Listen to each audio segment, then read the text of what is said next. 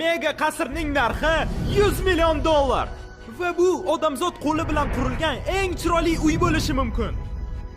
Va biz u yerdagi hayotni 69 millionlik haqiqiy tsunamiga turib beradigan uy bilan solishtiramiz. 30 millionlik qasr bilan. Uning ichida o'zini shaxsiy akvaparki bor va ular orasidagi boshqa uylar bilan. Va boshlanishiga biz $1 zo'rg'a turgan uydan boshlaymiz. Saroy desa ham bo'ladi. Narxi atigi $1. Nimaga bu uyning narxi $1? Agar qattiq shamol bo'lsa, suv tagiga kirib ketadi. Bundan qutulish uchun atigi $1 so'rayapman. Siz buni yomon kelishuv deb o'ylaysizmi, ha? Ha, aynan shunaqa. Kelishdik. Urra! Bu xavfli. Men tushib ketishim ehtimoli qancha? Juda baland. Jigar hamyot titrayapti. Ma'mi kreslo zo'rg'a turgani menga yoqyapti. Bizda kreslo bor, matras va yarim pol. Men uydan chiqmasdan baliq tutsam bo'ladi. Hoy, men tutdim. Bu atigi o'lja, uzr. Biz mazza qotganimizni ko'rib afsuslanmayapsizmi? Yo'q, aslo. Agar $2 bersam, uni qayta sota olasizmi? Yo'q. Mayli, men harakat qildim. Menda fikr bor. Bu uydan ketamiz.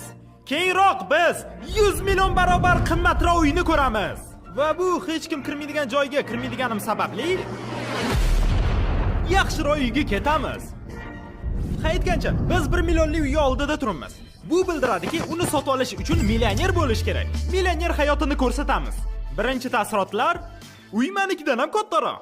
1 millionga yaxshigina oshxonani, 4 ta yotoqxonani, lekin ular oddiy ko'rinadi, faqat kattaroq. Bu yotoqxonada hammomga yo'l ko'rsatadigan javon bor. Hammom esa $1 uydan kattaroq. Bu hammom katta ekan.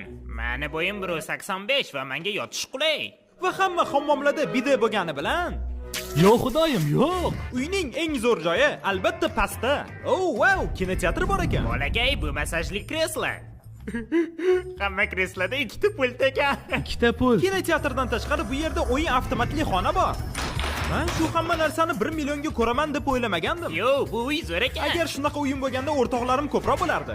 Va nihoyat basseyn va ketidan kerak emas sharshara bor.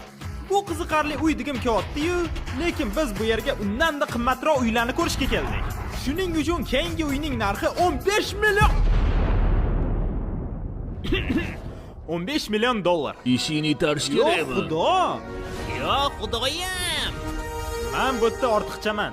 Bu GTAda kiradigan uyinga o'xshaydi-ya. Ko'rinish juda ham zo'r. Basseyn 1 millionli uyikidan kichkinaroq, lekin undan butun Los Angeles ko'rinadi. Yordam beringlar.